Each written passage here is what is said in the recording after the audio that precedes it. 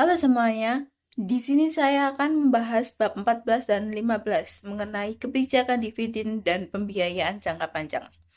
Nah, sebelum masuki pembahasan, perkenalkan nama saya Hilwa Aufa Izati Darsono dengan NPM 240 130 10 298.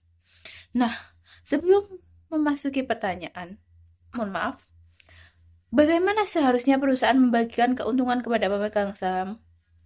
Itu pertanyaan yang sangat-sangat krusial, teman-teman. Karena kita sebagai orang awam harus tahu hak pemegang saham itu apa saja. Nah, sebelum memasuki jawabannya, kita bahas dulu, dividen itu apa sih? Dividen adalah pembagian laba yang dibagikan kepada pemegang saham. Kebijakan dividen adalah keputusan strategis tentang besarnya proporsi laba yang akan dibagikan sebagai dividen versus laba yang ditahan untuk diinvestasikan kembali ke dalam perusahaan. Bapak Aimade Sudana menjelaskan beberapa teori kebijakan dividen yang terkenal. Yang pertama ada teori dividen tidak relevan dari Modigliani dan Miller. Teori ini menyatakan bahwa nilai perusahaan tidak dipengaruhi oleh kebijakan dividen, melainkan oleh kemampuan menghasilkan laba dan risikonya. Di dunia ini, tanpa pajak dan biaya transaksi, investor tidak peduli dividen atau capital gain. Yang kedua ada teori bird in the hand. Yang kedua ada bird in the hand theory. Teori ini justru berpendapat sebaliknya. Investor lebih menghargai dividen yang diterima sekarang atau burung di tangan, bisa diistilahkan seperti itu teman-teman, daripada capital gain di masa depan atau dua burung di semak, karena dividen dianggap lebih pasti. Yang ketiga ada tax preference theory. Teori ini mempertimbangkan aspek pajak. Jika pajak atas capital gain lebih rendah daripada pajak atas dividen, investor mungkin lebih menyukai laba ditahan yang dapat menaikkan harga saham.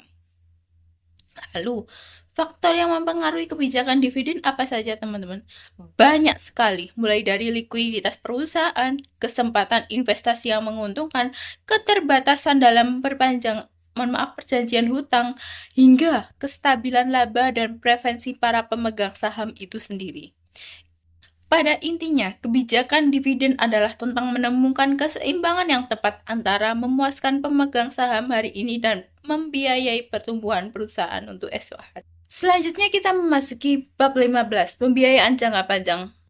Jika perusahaan ingin berkembang, ia membutuhkan modal untuk membeli aset seperti pabrik dan mesin. Modal ini biasanya membutuhkan sumber dana jangka panjang. Bapak Sudana mengelompokkan sumber pembiayaan jangka panjang ini menjadi beberapa jenis. Yang pertama ada pembiayaan dengan utang atau debt financing. Nah, pembiayaan dengan utang ini terdapat obligasi dan pinjaman jangka panjang dari bank. Yang kedua ada pembiayaan dengan modal sendiri atau equity financing. Biasanya saham biasa atau saham preferred milik pribadi. Yang ketiga ada sewa guna usaha atau leasing. Daripada membeli aset secara langsung, teman-teman, yang membutuhkan modal besar sekali, perusahaan bisa menyewakan aset tersebut. Leasing menjadi alternatif pembiayaan yang fleksibel seperti sewa guna usaha, operasi, dan finansial. Pilihan antara utang dan ekuitas ini sangat krusial karena membentuk struktur modal perusahaan. Keputusan yang tepat akan meminimalkan modal biaya dan memaksimalkan nilai laba perusahaan. Kesimpulan dari materi ini, bab 14 tentang kebijakan dividen dan bab 15 tentang pembiayaan jangka panjang adalah dua sisi dari mata uang yang sama, yaitu mengambilkan keputusan finansial strategis bagi perusahaan. Kebijakan dividen menjawab bagaimana mendistribusikan kekayaan, sementara pembiayaan jangka panjang menjawab bagaimana cara mendanai pertumbuhan. Keduanya harus diputuskan secara harmonis dengan mempertimbangkan tujuan memaksimalkan nilai perusahaan bagi pemegang saham. Sekian, terima kasih.